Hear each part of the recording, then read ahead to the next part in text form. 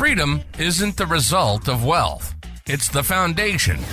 Welcome to Wealth Independence, where freedom leads and real wealth follows through battle-tested strategies, hard-won lessons, and real-world experience. You'll discover how to accelerate your path to true financial independence. And now your hosts, Dustin Bailey and Adam Penn. All right, welcome back to the Wealth Independence Podcast, where freedom leads and real wealth follows. I'm Dustin Bailey, and I'm here today with Adam Penn.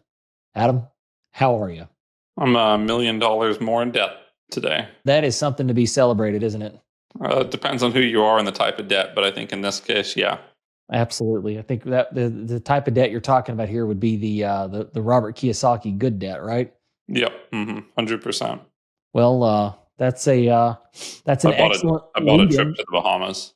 What's that? I bought a trip to the Bahamas on a credit card. That's the good debt type, right? Sure. Yeah, man. $1 million goes a long way in the Bahamas. That's just pretty good. No, that's again, we get some comments about bantering back and forth, but we'll dive right into this episode since you launched into it, because I think that's kind of what we want to talk about, right? You had a little bit of a big day today. Yeah, a little bit of a big day. That's a funny one. We closed on a 20-unit building today, or I should say, we are closing right before we hit record here. We have a little insurance doc issue that's going back and forth we're dealing with, but basically closing. They just need the right name of the LLC on the insurance policy. It's kind of funny, the little things that will hold up a $1.5 million purchase. Yeah. Well, congratulations. Loan number and everything. Just it says Adam Penn is insured instead of the LLC. Well, congratulations. This, you've been working on this one for a while. We actually talked about this exact deal in a previous episode, I think back in, sometime in the spring. So yeah, it was a slow deal because it was kind of a buddy that was selling it, and we knew his debt was expiring in August, and he kind of wanted to hold it until then. So it was the first big multifamily deal, over 5 units that I've purchased, and it was just, and without any partners. We have investors in it, but like no other GPs. I was able to qualify for the loan, so it was a little bit of a build the relationship with the banker and things of those nature. So yeah, it was a bit of a slow ride, but we got there. That's good. Well, I think that's kind of what we wanted to talk about today, was just sort of the journey on that. I know there were some last minute surprises, and even like you mentioned here just before we hit record, you're still dealing with a little bit of stuff trying to tie up some loose ends to fully close it. But I think there was a little bit of a surprise over the weekend or yesterday or sometime. And so anyway, you've had a little bit of I say all that to say you've had a little bit of a journey getting here. And I feel like it would be beneficial for our audience to kind of hear, even though this is more from the sort of active side, but this is kind of what goes on behind the scenes, right? And I think for passive investors, this is some of the things that, I guess, the benefits you get from being passive is you're not exposed to a lot of this. You don't have to deal with these headaches. But it's not all, sunshine and roses trying to close. Even in the grand scheme of things, this is a relatively small deal. And it's still not just this completely smooth process getting to close. And I feel like that would be an interesting topic to kind of hear some of the pull back the curtain and get the behind the scenes on this. Yeah, 100%. I mean, I think maybe I can add some commentary and you can kind of pull us along as you see fit. But yeah. It started with I do a monthly investor luncheon, and one of the people there, a partner of ours on the credit fund, Randy, was selling a building. And when he was selling the building, he was thinking about selling a building. He had a building where the debt was coming to expire in August. And he said, he just floated the idea. He's like, I'm selling this 8-unit and I'm selling this 20-unit. Would anyone want to buy it? And kind of to me and one other guy while we were walking away. And I was like, well, I'd take a look at the numbers if you want to send them over. I was thinking, well, maybe I could buy an 8-unit, right? I'm looking for another building this year or something of that nature. And we looked at the numbers and, kind of like we did back on that episode in, I think it was March or April, it was like, these numbers actually seem pretty good. This building pencils, right? It makes sense as a purchase. And so we worked up a purchase agreement and started going through the process, right? I think we didn't have approval from the bank for the loan, but we had like a verbal commitment that they would fund the loan before we even had a purchase sales agreement, just because there weren't a bunch of people bidding. we hadn't even submitted an LOI. It was kind of a handshake agreement that we would buy this. And, so I said, well, let me go out to the bank and figure out if we really can close on this. And so went out and did that. Went out and, worked with the bank, figured out what the, first thing was, can we get a loan at a rate that was good enough to close on? And I don't think I've told you yet, but today when we were signing docs, the rate had changed from what was quoted 2 weeks ago in the final loan docs. Wow. They quoted 6.48, and this morning when I'm signing, it's not that rate. And I'm looking at it, and I'm like, well, why is this different? And it had gone down a quarter of a point, which was beneficial to us. But I'm like, is this a typo? And I called the banker afterwards. I said, I'm kind of hesitant to ask this in case you want to update the docs. But did the rate go down between when you quoted it and when we closed? And they're like, yeah. Wow. So, and it's fixed for 5 years. So it's not like it's a variable. It goes variable after that for another 5. But we just happened to float down towards closing. That's fantastic, which doesn't always happen, right? Like, no, it could have gone the other direction. Exactly. I thought, I guess in this, there was a lot of learning lessons in here. And a lot of what I bought has been even non-conforming kind of single family 1 to 4 units. But like at some point we do a rate lock. I was a little surprised that when I had the firm final quote and final loan committee approval, it didn't lock the rate.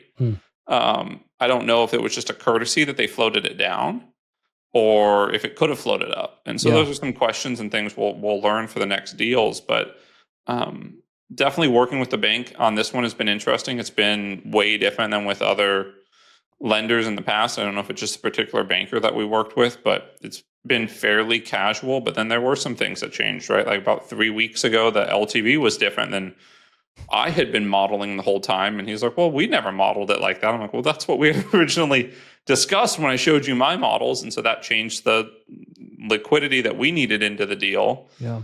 Handful of little things like that kind of changed it.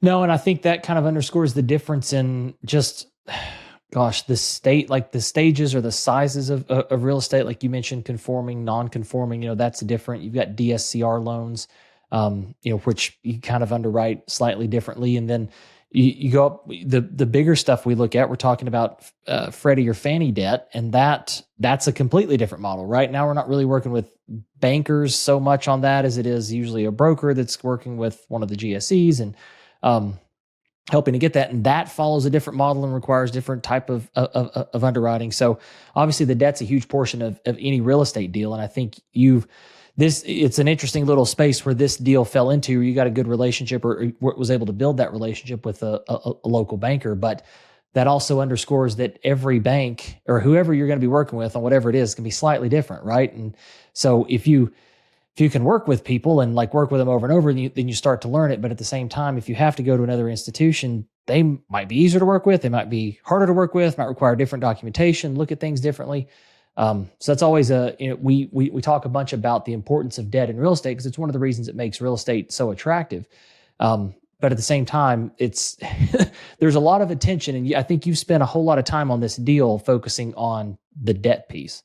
Yeah, I think, and that's kind of something that was funny about this deal in particular is we never really went out and raised money for it, right? Like a lot of times I'll do a webinar, I'll send out an email blast to our list, we'll go do all of these things. And none of that happened on this. It was really kind of more of a friends and family deal over lunches and just loose conversations, which is part of, leading into coming towards closing. Part of what made it a little hard right towards closing, because we got to $400,000 out of the $500,000 we needed, and it kind of stalled. There weren't a whole lot of other buddies that were interested in it. There was one person that was going to do 100 that backed down to 50. So we were, instead of being at 450, we were right there. The LTV changed at the last minute. There was all those little things. And so there were some people that, gave referrals that already had money in the deal, and they gave a referral. And I talked, there's some people I talked to like, well, if I would have known about this 6 weeks ago, but I just deployed $100,000. I mean, all those little things that come up. Really, I think where I'm going with that is just a lot of the time on this deal was spent on the structure, on the numbers, and on the debt, which is all good. But at the end of the day, it all comes back to the capital raising, right? Like if you don't have the money to close, you can't close it. Yeah. And that was something that I've always known, and I've always said you need to have overcommitment, but this one in particular was at the very last minute. I ended up going out to a buddy of ours and borrowing 60 grand just on like a personal note, not really, if any bankers are listening, it wasn't tied to the property at all. And it was, I was able to fund that last 60,000, and I will pay him back when the next 100,000 rolls in. But it was one of those things that just was a little slow to happen. Sure.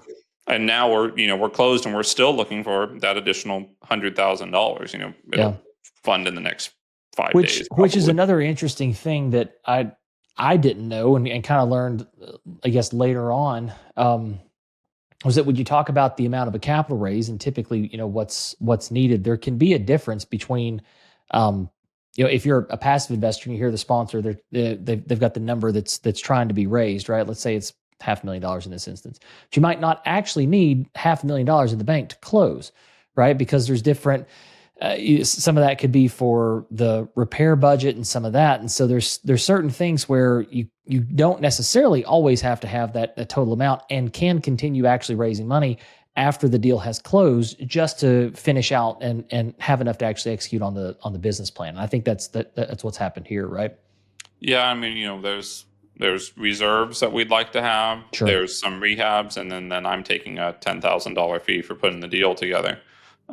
So all of those things combined allowed it. We did have to take a small loan to be able to close it, but it wasn't, or I should say I had to take a small loan, but there's still the ability to add some money after the fact. Sure. No, that's good. Well, I'm interested. I know you had a bit of a, kind of a last minute curveball, right? And there was a weird sort of situation with this property in the first place related to the flood zone and things like that, which then kind of at the 11th hour and 59th minute sort of came back, right? I'd love to hear you talk about that. Yeah. So, I mean, one of the initial things with this property that was unique was that it's in a flood zone. There have been floods in that area before, like really heavy flash floods, and none of the units have flooded just because of the topography. But doesn't mean that there doesn't need to be flood insurance on it because the bank wants that. And the current owner, the previous owner, I should say now, didn't have flood insurance because they had all private debt. They had, Joe Smith from down the street was able to finance it, and he didn't care if there was flood insurance because either he knew that it was there, or he felt confident, or just didn't know it was in a flood zone. Who knows?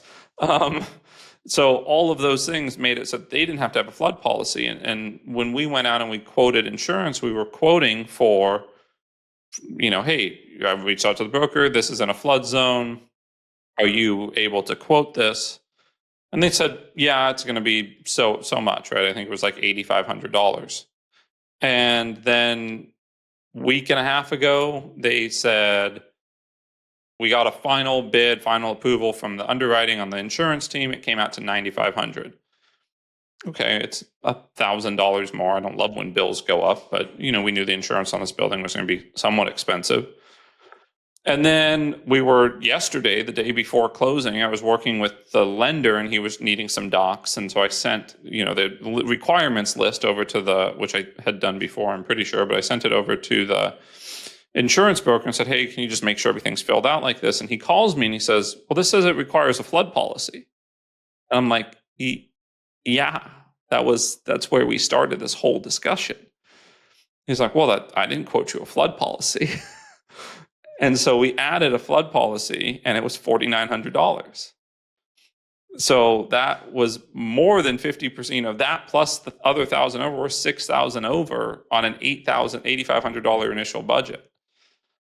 And so, I mean, I called you yesterday. I'm like, do I just kill the deal? Do I not close on this building? Literally we had already wired the final deposit to the escrow company, right? Like everything was done. And we're still not sure on exactly what we'll do. We'll probably go out and try to get some cheaper quotes on flood insurance, there's enough room in the numbers. It didn't kill the deal, right? It didn't go to negative cash flow. There's plenty of other little contingency items, but it's one of those items that it definitely does affect the deal in the long term. Yeah.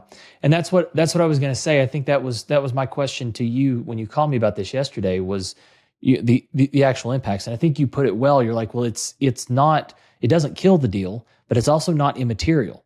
A lot of times in value add deals, the year one cash flow might not be great. You and I like doing deals where there's at least some, but usually that's going to be the year that it's going to be the thinnest, because that's when the most work's going on. That's when rents are still the lowest, things like that.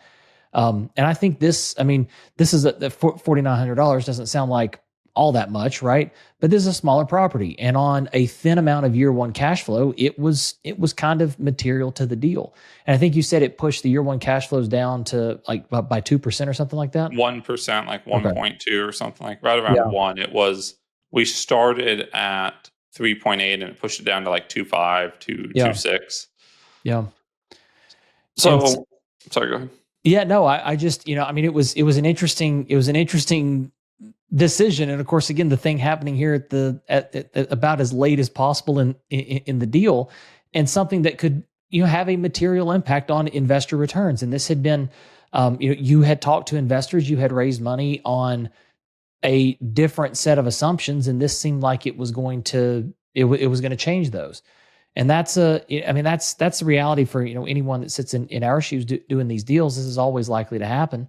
And the question, for Pat, from a passive investor standpoint, is how does a sponsor handle something like this when it comes up?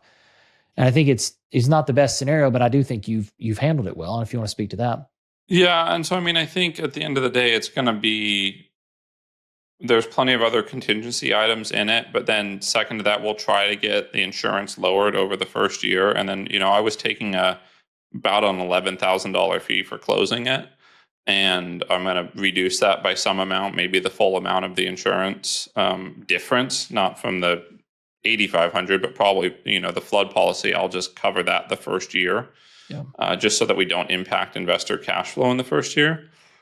We'll see. There's lots of different options, but that's kind of where we're leaning right now. Yeah. Yeah. And that's, you talk about the impact to year one cash flow. And I think that's a little bit more of a known thing. And then the question obviously is what can be negotiated in the future? Could this potentially be lower? To your point about there's contingencies, there's other things, like it's so the further out in the future you get, the less, confidence there is in the accuracy of those numbers. And so, obviously the long term on this, there's a lot to, there's just a lot to not know as to whether or not it's actually going to have some sort of long-term impact. But that also means there's a lot of options. There's other things that could go in the deal's favor that will, mitigate that. Again, negotiating, finding a different, insurer, things like that. There's a lot of, ways to kind of mitigate the longer term impacts of this. And there's all the little things, right? We model that rents are going to go up by 3% a year and expenses by 2%. Well, maybe not everything's going to go up by 2%, and maybe rents are going to go up a little more than 3%, right? So all of those little things can change. There's my year one cash flow, not that we won't put more reserves away, but included $300 per unit per year to replacement reserves. Yeah. Those might get distributed back to investors and just not have as much cash on hand. We already did start with a reserve budget. So everything can move around a little bit, but at the end of the day, it's not going to be it didn't feel like the decision was to just go waste all this time and money and return investors dollars, right? Like it wasn't so material that I felt like the whole deal was gone. Well, let me ask this to kind of close it out. I mean, what this we mentioned has been a little bit of a slower burn process, and some of that was just the nature of the deal. But some of it's just there were a lot of moving pieces. But what are your big takeaways from it? What were your big learnings? I think we definitely need to move a little faster on the capital commitments up front. I thought we were going to have some larger check writers coming in the gate, and so this was definitely a back burner project. But I think when we got to the 60-day point, I needed to push a little harder on the capital commitments. And then really just nailing in the biggest expenses, which are going to be your taxes and insurance right out of the gate, making sure the numbers are tight. We were up front and we got decent quotes, but maybe just padding that a little more. There were other things, like I was telling you yesterday, right? We were targeting, actually, I think what it was is we were targeting like a 3.3% return year one. But our closing costs and everything were way lower than we had estimated. We were estimating like $35,000 of closing costs, and it came in at like 19. So that reduced the amount of capital we needed, which then changed the return to be a little higher. So when I look at that, then it was like a 3.8 return.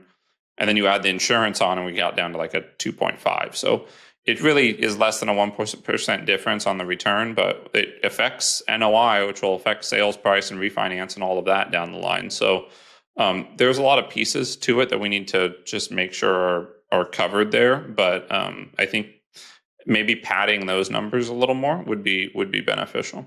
No, that's good. And I think this is, I know this was very much a more, again, behind the scenes sort of focused discussion, but I think from a passive investor's point of view, this is the type of stuff that goes on. I mean, these deals are like living beasts right up until the moment that they close, right? Like there's always stuff that's in flux, and things are going, different things are going on, discussions are being had, last minute changes. And so, this is something, if you're the passive investor, you don't have to worry about any of this, right? Like you've signed your docs and sent the money off, and it's the sponsor that has to deal with these headaches. So that's one of the benefits of being passive. I think people tend to not even realize how much work goes into the deals just to get them to like the finish line to start the deal, right? Like it's we say we got it to the finish line, but now the deal's actually going. And so that's something I think we had an episode recently talking about GP fees and things like that. And some people question, well, why take an acquisition fee and things like, what did you do? Like you just went out and bought the property, right? It's like, well, there's actually a lot of work that goes into that. And I think this is a little bit of a view into some of those things and some of the decisions that aren't necessarily completely clear. And you have to decide what's best between the deal or trying to retrade or continuing on or, using resources from somewhere else. Sometimes when I talk to investors and talk about, fees we take or back-end carries, right? It's, a lot of time investors are going out and trusting a general partner with their hard-earned capital, right? Do you want to trust it to the homeless guy on the street who makes no money but can go close the deal for you? Or do you want to trust it to the billionaire who's going to take a fee but manages all of his money, has more on the line, and makes money by doing the deal, right? By doing a good job for you, right? You kind of get what you pay for, I think, sometimes. Not saying that fees need to be 50% of the deal, but, even this one here where I do think we'll end up crediting back that $4,900 on the fee standpoint, like me having that fee in there let me be able to do that, right? Whereas if that fee wasn't there, then, well, it was not budgeted or anything. There's no extra money there to pull from. Yeah, no, you're spot on. Well, I don't know. We don't have to beat this one to death. I guess any final parting thoughts? Anything think that right for the passive investing audience? I think right now is a good time to be buying real estate. And I think if you find deals like this that are going to be cash flowing, I think that the next 10 years are going to blow all of our expectations out of the water. And that if you could just go out and buy 500 units right now and hold on to them for the next 10 years, I think you'll be very happy with your decision. Probably going to do well. I agree with that completely.